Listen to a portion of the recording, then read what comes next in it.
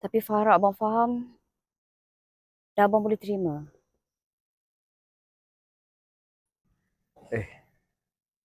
Kenapa ni?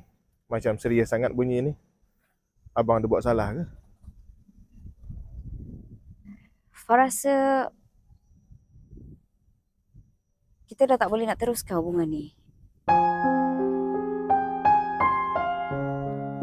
Maksud Fah nak putuskan hubungan kita ni? Ya bang, putus. Bukan sebab Fah tak suka abang. Kita dah 3 tahun bersama. Tapi kerja abang sama.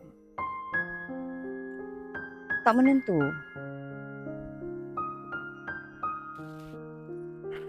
Apa Fah cakap ni, Fah? Mana timbul semua ni?